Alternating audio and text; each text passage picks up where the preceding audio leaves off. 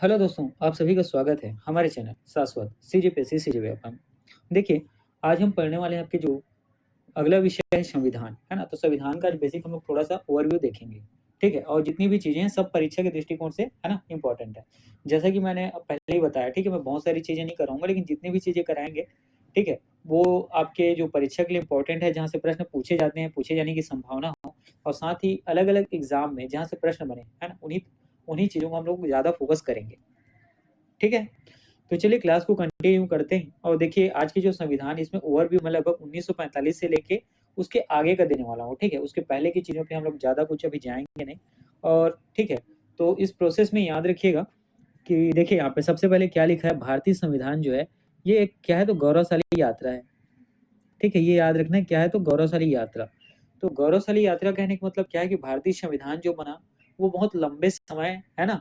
बहुत लंबे समय में लंबे समय कहने का मतलब जो है एक्ट बहुत सारे एक्ट बने थे जिस समय क्या होता था हमारा भारत जो है ब्रिटिश शासन के अधिनियम था तो उस समय शासन करने के लिए कुछ नियम कानून बनाए गए जो एक्ट थे है ना उस अधिनियम के तहत क्या हुआ शासन चला उसके बाद जैसे ही हमारे वैसे भी उसके बाद जैसे ही हमारे जो स्वतंत्रता सेनानी लोग हैं आम लोग हैं किसान हैं और सभी वर्ग के लोग जो हैं उन्होंने भारत की स्वतंत्रता के लिए ठीक है एकजुट होकर लड़ाई लड़ी तो उसके बाद धीरे धीरे जो है लड़ाई किया थोड़ा बैलेंस होते गया उसके बाद भारतीयों का रुख जो है ठीक है भारतीयों का पलड़ा क्या हो ज्यादा होते गया अंग्रेज जो है भारत को छोड़ने के लिए स्वतंत्रता देने के लिए विवश हो गए तो इस दौरान में भी एक अच्छा खासा लंबा समय लगा है ठीक है तो इसी पूरी दौरान में क्या है जब संविधान बना तो इस पूरी यात्रा को ही क्या तो गौरवशाली यात्रा यहाँ पे कहा गया है ठीक है अब यहाँ पे आप लोग देखिएगा कि भारतीय संविधान याद रखिएगा है ना डायरेक्ट यहाँ से प्रश्न बनता है ठीक है भारतीय संविधान के बारे में क्या याद रखना है देखिएगा यहाँ से डायरेक्ट प्रश्न बनता है ना मैं पहले आपको बता रहा हूँ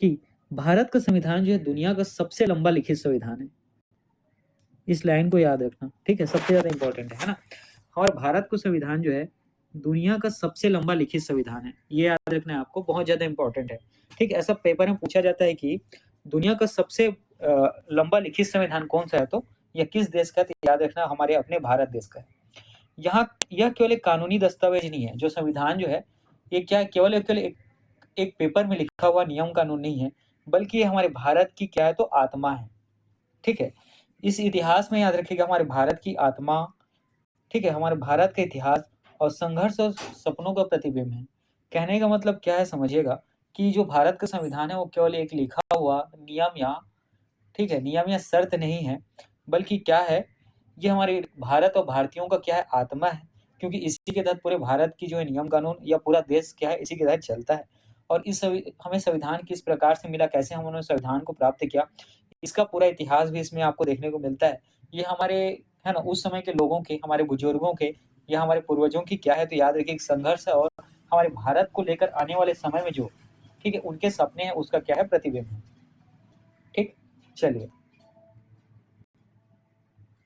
अब यहाँ पे अगला देखिएगा अब यहाँ पे जितनी भी चीजें हैं सब इम्पोर्टेंट है तो याद रखना है आपको क्या कि सबसे बड़ा लिखित संविधान किसका है तो याद रखिएगा भारत का है अब 1946 में देखते हैं क्या होता है 1946 में संविधान सभा के गठन के लिए क्या आता है तो कैबिनेट मिशन ही आता है ठीक है तो कैबिनेट मिशन जो है एक योजना लेके आता है और उसको भारतीयों के सामने सामने क्या करता है तो प्रस्तुत करता है कि इस योजना के तहत हम लोग क्या करेंगे भारतीय संविधान का गठन करेंगे ठीक है तो 1946 में कौन आया था याद रखिएगा कैबिनेट मिशन आया था और इनके द्वारा जो योजना लाया गया उसको कैबिनेट योजना के नाम से जाना जाया गया ठीक है और भारत के लिए एक संविधान सभा के गठन का प्रस्ताव इसमें दिया गया तो याद रखना है 1946 में जो कैबिनेट मिशन भारत आया था उन्होंने क्या प्रस्तुत किया तो याद रखिएगा उन्होंने प्रस्ताव प्रस्तुत किया कि भारत के लिए संविधान सभा का क्या तो गठन किया जाएगा ठीक है इसके बाद जो डेट है अगला याद रखना 9 दिसंबर 1946 सबसे ज्यादा इंपॉर्टेंट है ना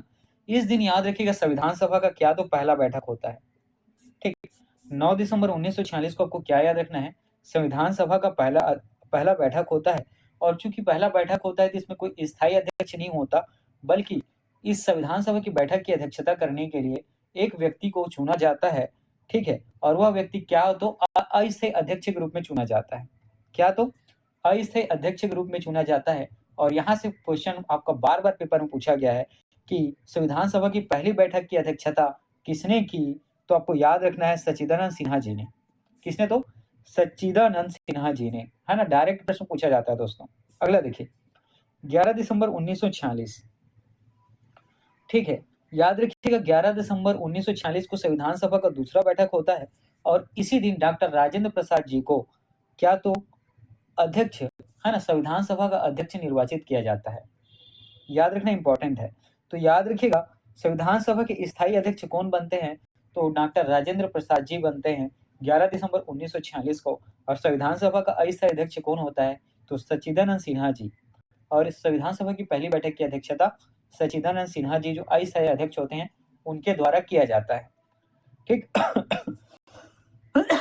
अगला देखिए 13 दिसंबर 1946, याद रखिएगा जवाहरलाल नेहरू जी द्वारा इस दिन उद्देश्य प्रस्ताव क्या किया जाता है, संविधान सभा में प्रस्तुत किया जाता है, ठीक है। 13 दिसंबर 1946 को आपको याद रखना है जवाहरलाल नेहरू जी के द्वारा उद्देश्य प्रस्ताव क्या तो प्रस्तुत किया जाता है। डायरेक्ट प्रश्न पूछा जाता है कि उद्देश्य प्रस्ताव किनके द्वारा पारित किया जाता है या प्रस्तुत किया जाता है, तो याद रखिएगा जवाहरलाल नेहरू जी के द्वारा, ठीक है।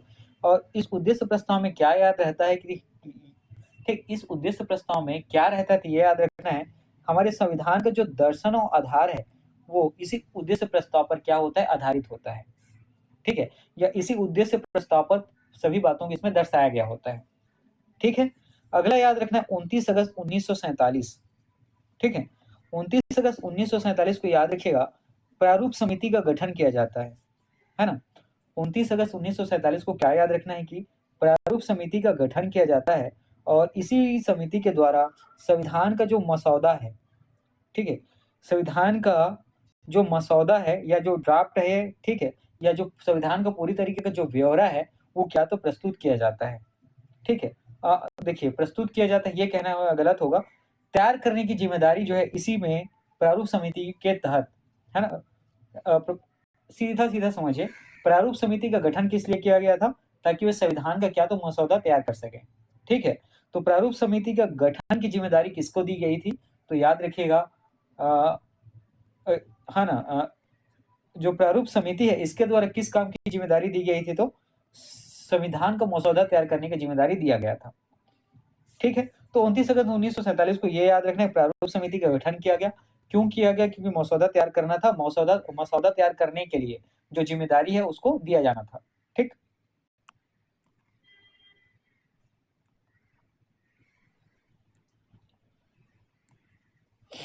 अब यहाँ पे देखिए अगला डेट याद रखिए 29 अगस्त 1947, ये हो गया, ठीक। इसके बाद हम लोग देखते हैं 26 नवंबर 1949, ठीक है। इसलिए इस दिन क्या होता है, 26 नवंबर 1949 को संविधान को अंगीकृत किया जाता है। अंगीकृत मतलब क्या, तो अपनाया जाता है ना। तो ये डेट याद रखना, डायरेक्ट पेपर में पूछा जाता है कि संविधान को किस तारीख को अंगीकृत किया गया, अपनाया गया, तो याद रखना है 26 नवंबर 1949 को, ठीक है। याद रखिएगा इस दिन संविधान को क्या किया जाता है, अपनाया जाता है, ठीक है। और संविधान सभा ने इसे पारित किया, ठीक है, ये भी याद रखना है। और इसी दिन को संविधान दिवस के रूप में मनाया जाता है। याद रखिएगा हर साल 26 नवंबर को क्या तो संविधान दिवस के रूप में मनाया जाता है ना। हर साल 26 नवंबर को क्या तो संविधान दिवस के रूप में मनाया जाता है, ठीक। इतनी चीजें क्लियर हुई। अगला याद रखना है 26 जनवरी 1950 को, इस दिन संविधान जो है क्या होता है, लागू हो जाता है, ठीक है। देखिए संविधान को अपनाया कब गया था, 26 नवंबर 1949 को। इस दिन संविधान के बहुत सारे हिस्से जो है क्या हुए थे, लागू नहीं हुए थे। लेकिन 26 जनवरी 1950 को याद रखिएगा पूर्ण संविधान जो है क्या है, लागू हो जाता है, ठीक है। तो याद रखिएगा 26 जनवरी को पूर्ण गणतंत्र की स्थापना हुई, इसी कारण इस दिन को गणतंत्र दिवस के रूप में मनाया जाता है, ठीक है। इतनी चीजें क्लियर हुई, चलिए आगे बढ़ते हैं। अब देखिए अगला आपको याद रखना है ड्राफ्टिंग समिति के बारे में, ठीक है। देखिए अगला ड्राफ्टिंग समिति के बारे में याद रखना है आपको। तो यहाँ पर आपको ध्यान देना है कि संविधान का मसौदा या ड्राफ्ट करने का काम ये प्रारूप समिति के द्वारा किया जाता है, ठीक है। इसमें बेसिकली क्या है कि संविधान की रूपरेखा तैयार करने का काम प्रारूप समिति को दी जाती है, ठीक है। और इसके जो अध्यक्ष हैं उनके नाम याद रखना, भीमराव अम्बेडकर जी। यहाँ से डायरेक्ट प्रश्न पूछा जाता है कि प्रारूप समिति के अध्यक्ष कौन है या संविधान का मसौदा बनाकर किसने तैयार किया, तो याद रखिएगा डॉक्टर भीमराव अम्बेडकर जी, ठीक है। डॉक्टर भीमराव अम्बेडकर को याद रखिएगा भारतीय संविधान के जनक के रूप में भी जाना जाता है, ठीक है। भारतीय संविधान के जनक या जन्मदाता कौन कहे जाते हैं? तो याद रखिएगा डॉक्टर भीमराव अंबेडकर जी। ठीक है। तो प्रारूप समिति में कुल सदस्यों की संख्या कितनी थी? यह भी प्रश्न डायरेक्ट पूछा जाता है, तो याद रखेंगे 7, है ना। प्रारूप समिति में सदस्यों की संख्या कितनी थी? यह भी डायरेक्ट आपके पेपर में पूछा जाता है, तो याद रखना है 7। ठीक है। और सभी के नाम आपको याद रखने हैं ना, डायरेक्ट पेपर में कूट में ये प्रश्न पूछ दिया जाता है। तो doctor B are Ambedkar ji ये क्या होते हैं? अध्यक्ष होते हैं। अल्लादी कृष्णा स्वामी अय्यर, ये नाम याद रखना है, डायरेक्ट आपको पेपर में देखने को मिल सकता है। एन गोपाल स्वामी अयंकर, ठीक है, अयंगर, है ना, तो ये नाम भी याद रखना है। कन्हैया लाल मणिकलाल मुंशी, ये नाम भी याद रखना है। सैयद मोहम्मद सादुल्ला, ये नाम भी याद रखना है। सर बी एन राव, ये भी याद रखना है। ये क्या होते हैं? संवैधानिक सलाहकार होते हैं। तो संवैधानिक सलाहकार कौन होते हैं? तो याद रखिएगा सर बी एन राव को संवैधानिक सलाहकार के नाम से जाना जाता है। ये समिति के सदस्य नहीं थे, बल्कि उनकी भूमिका अत्यंत महत्वपूर्ण थी, याद रखना है। बी एन राव जो है प्रारूप समिति के क्या थे? तो सदस्य नहीं थे ये, बल्कि ये क्या थे? तो सलाहकार थे। ठीक। अगला नाम याद रखना है डीपी खेतान जी का। ठीक है। तो ये क्या होते हैं? प्रारूप समिति के सदस्य होते हैं, लेकिन इसी दौरान 1948 में इनकी क्या हो जाती है? मृत्यु हो जाती है। क्योंकि यहाँ पे 7 सदस्य जो है इस समिति के सदस्य हैं, तो इनके जगह एक दूसरा स्थान ले लिया जाता है टीटी कृष्णमचारी जी के साथ। ठीक है। तो डीपी खेतान जी को 1948 में ये जब कार्य हो रहा था उसी दौरान मृत्यु हो जाती है, तो उनके बदले एक दूसरे व्यक्ति यहाँ पे आते हैं, टीटी कृष्णमचारी जी। ठीक है। तो इन सभी सदस्यों का नाम याद रखना है। Alladi Krishnaswami Ayyar, N Gopalaswami Ayyangar, Kanhaiyalal Maneklal Munshi, Syed Mohammad Saadulla, sir B N Rau और डीपी खेतान। ठीक, इन सारे नामों को आपको याद रखना है प्रारूप समिति को लेकर। ठीक है। चलिए, तो प्रारूप समिति के बारे में याद रखना है कि समिति ने दुनिया भर के संविधानों का अध्ययन किया, है ना। याद रखना है आपको कि समिति ने क्या? तो दुनिया भर के संविधानों का अध्ययन किया और भारत के लिए एक व्यवहारिक और जीवांत दस्तावेज, ठीक है, प्रारूप समिति के द्वारा तैयार किया गया। चलिए आगे देखिए।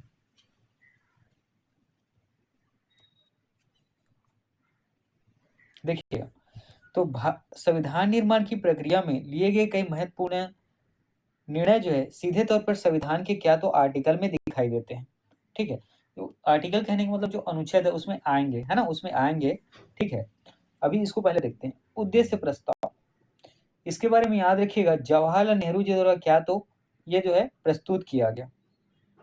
ठीक है। और यही उद्देश्य प्रस्ताव क्या है? प्रस्तावना का आधार बना, है ना।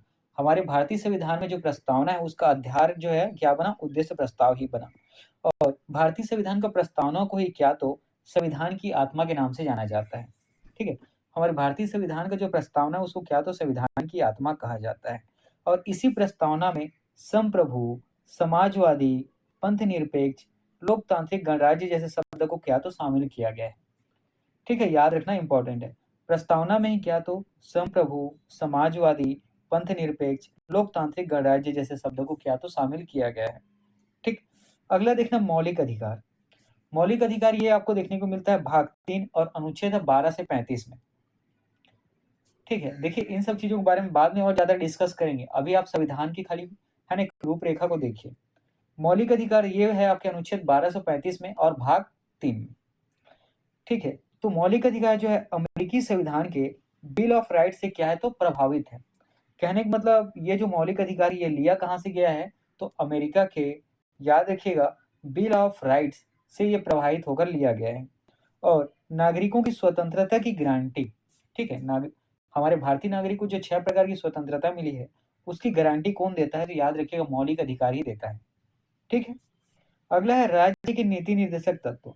ये कहाँ है? तो भाग 4 में और अनुच्छेद 36 से 51 में ये आपको देखने को मिलते हैं।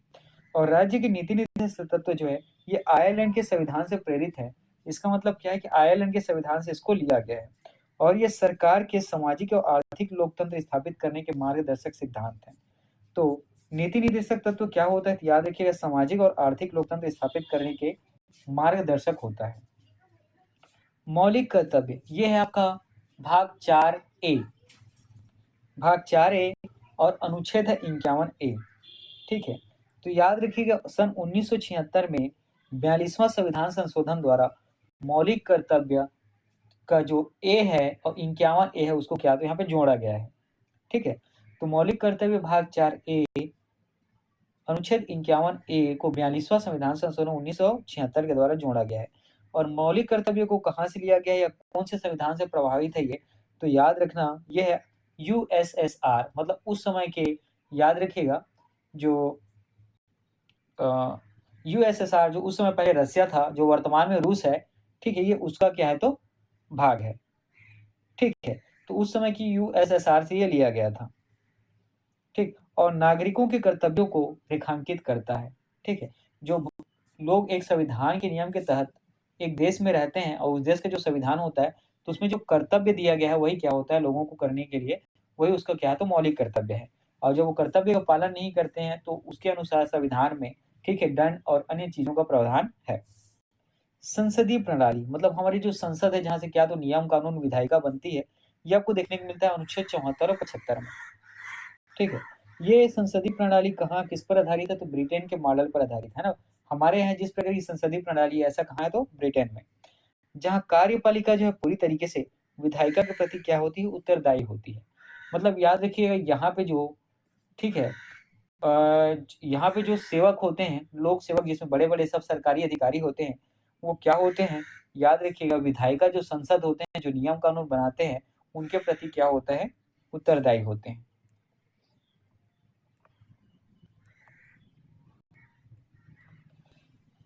ठीक, अब यहाँ पे इन चीजों को भी देखिएगा। देखिए, संविधान के निर्माण और लागू होने की तिथि, संविधान की बनने की तिथि बनकर कब तैयार हो गई तो 26 नवंबर 1949 को।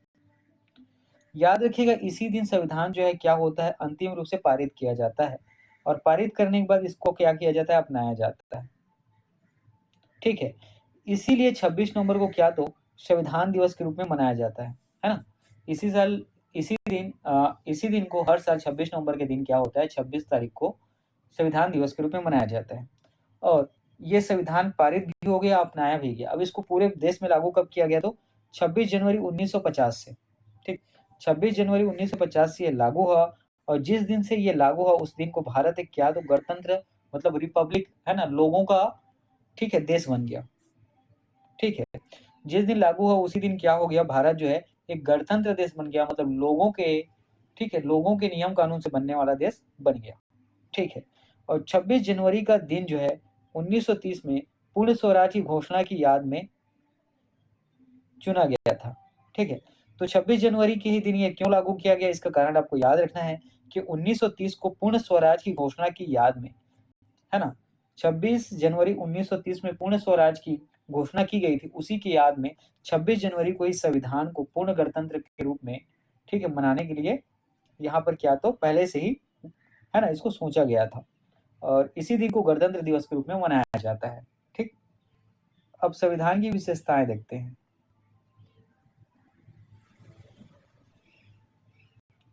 चलिए देखिएगा, यहाँ पर सबसे पहले आपको देखना है कि हमारा भारत का संविधान जो विश्व का सबसे बड़ा लिखित संविधान है। इसमें भारतीय संविधान एक प्रस्तावना 22 भाग, ठीक है, कितने 22 भाग, 395 अनुच्छेद और 12 अनुसूचियां आपको देखने को मिलती हैं। और इसमें वर्तमान में भी आपको वृद्धि देखने को मिलेंगी क्योंकि जब जब संशोधन होगा इसमें कुछ न कुछ बढ़ने वाला है। ठीक है, और सर्वाधिक व्यापक और विस्तृत, व्यापक मतलब सबसे बड़ा है और विस्तृत है। तो हमारा जो शासन है या संविधान है केंद्र और राज्यों के दोनों के शासन तंत्र का विस्तार से क्या तो वर्णन करता है। प्रस्तावना, प्रस्तावना को संविधान की आत्मा के साथ क्या तो संविधान की कुंजी के नाम से भी जाना जाता है। प्रस्तावना में ये उद्देश्य है कि न्याय स्वतंत्रता समानता और बंधुत्व को इसमें क्या तो परिभाषित किया गया है। ठीक है, अद्वितीय संशोधन प्रक्रिया, हमारी जो संविधान है वो ना तो पूरी तरीके से लचीला है, एकदम आराम से भी कुछ भी नहीं हो सकता और न ही क्या है तो बहुत ज्यादा रिजिड है, मतलब बहुत ज्यादा कठोर है। हमारी जो संविधान है वो अर्ध कठोर है ना, मतलब ना तो लचीला है ना ही ज्यादा कठोर है, उनके बीच का है। ठीक, अब यहाँ पे देखिए एकल नागरिकता, एकल नागरिकता को याद रखिएगा जैसे अमेरिका में डुअल सिटीजनशिप है ना। डुअल सिटीजनशिप कहने का मतलब वहां पे जो है देश का अलग नागरिकता मिलता है और राज्य का अलग नागरिकता मिलता है। लेकिन हमारे पूरे भारत में केवल देश का ही नागरिकता मिलता है। इसीलिए इसको क्या तो एकल नागरिकता या एक ही नागरिकता वाला देश कहा जाता है। स्वतंत्र न्यायपालिका मतलब जो आपके कोर्ट्स होते हैं डिस्ट्रिक्ट में, है ना, स्टेट में या सुप्रीम कोर्ट, ये क्या है, ये दूसरे तरीके के अंगों मतलब दूसरे के प्रभाव से क्या प्रभावित नहीं है, ये याद रखना है आपको। ये क्या करते हैं, अपने इंडिविजुअल वर्क करते हैं, ठीक है। ये क्या तो आपको याद रखना है, इंडिविजुअल वर्क करते हैं मतलब क्या है, स्वतंत्र है, ठीक है। अपना निर्णय लेने के लिए क्या होते हैं, ये स्वतंत्र होते हैं, इसमें किसी की सरकार का क्या है तो कंट्रोल नहीं होता है, ठीक। अगला देखिए यहाँ पे, अगला देखिएगा कि लोकतांत्रिक गणराज्य। इसका मतलब क्या है कि राष्ट्रपति जो है जनता के द्वारा अप्रत्यक्ष रूप से चुना नहीं जाता है, ठीक है, और न ही वंशानुगत होता है। कहने का मतलब राष्ट्रपति को भी क्या तो जनता के जो क्या है तो प्रतिनिधि चुनते हैं। यहाँ शासन जो है कैसा है, किसी विशेष राजतंत्र या किसी विशेष परिवार का नहीं है। इसीलिए हमारा देश क्या है, लोकतांत्रिक है। यहाँ पे लोगों के प्रतिनिधि के द्वारा ही राष्ट्रपति को क्या किया जाता है, चुना जाता है, ठीक। और धर्मनिरपेक्ष, हमारे देश जो है किसी एक धर्म को मानने वाले देश नहीं है, बल्कि यहाँ पर सभी धर्मों को समान रूप से क्या तो आदर किया जाता है और उनके धर्मों को, ठीक है, आगे बढ़ाने करने के लिए और उनको सम्मान और संरक्षण प्रदान किया जाता है ना। हर धर्म को मानने वाले लोग हमारे देश में आपको देखने को मिलेंगे। संघात्मक व्यवस्था के साथ एकात्मक रूप, कहने का मतलब क्या है, संकट काल में हमारे देश के लोग जो है क्या करते हैं, यूनिटी मतलब एकात्मक, ठीक है, शासन जैसा व्यवहार करते हैं, या देश के लोग हो जाएं या, है ना, किसी भी बाहरी आक्रमण के समय देखिए हमारा पूरा देश जो है, चाहे पूरे सभी राज्य हों या जो केंद्र सरकार हो, सभी एक साथ मिलकर क्या करते हैं, ठीक है, संघात्मक होने के साथ साथ क्या होते हैं, एकात्मक हो जाते हैं, ठीक है। कहने का मतलब देखिए जैसे ऑपरेशन सिंदूर हुआ पाकिस्तान के खिलाफ, तो उसमें सभी जो है, सभी सरकारें जो है अलग अलग राज्य के, जो चाहे वो अलग अलग पार्टी की सरकार हो, वो सरकार के साथ एक साथ क्या हुई थी, खड़ी हुई थी, ठीक। अगला मौलिक अधिकार और नीति निर्देशक तत्व, ये दोनों जो है संविधान की विवेक और आत्मा माने जाते हैं। मौलिक अधिकार और नीति निर्देशक तत्व जो ये दोनों जो है संविधान की विवेक और क्या तो आत्मा माने जाते हैं। अब देखिए कुल मिलाकर यहाँ पे अगर कुछ निष्कर्ष निकलता है तो संविधान जो है कैसा है, तो एक जिंदा दस्तावेज है, जो समय के साथ इसमें आवश्यकता अनुसार इसमें बदलाव क्या होता रहता है, लेकिन इसका जो है मूल सिद्धांत जो है न्याय, स्वतंत्रता, समानता, बंधुत्व, ये हमेशा अटल होता है। इसकी जो उद्देश्य है उसमें किसी भी प्रकार का परिवर्तन नहीं किया जा सकता, ठीक है। इस संविधान में जो है सभी भारतीय के लोगों के लिए, ठीक है, उनकी रक्षा के लिए क्या सभी तरीके के प्रावधान हैं। साथ ही एकता और अखंडता को बनाए रखने का नींव भी इस संविधान में आपको देखने को मिलता है। तो चलिए आज का क्लास इतना ही, पढ़ते रहिए, इसके बाद आगे भी हम लोग आपके क्लास को कंटिन्यू करेंगे, ठीक है।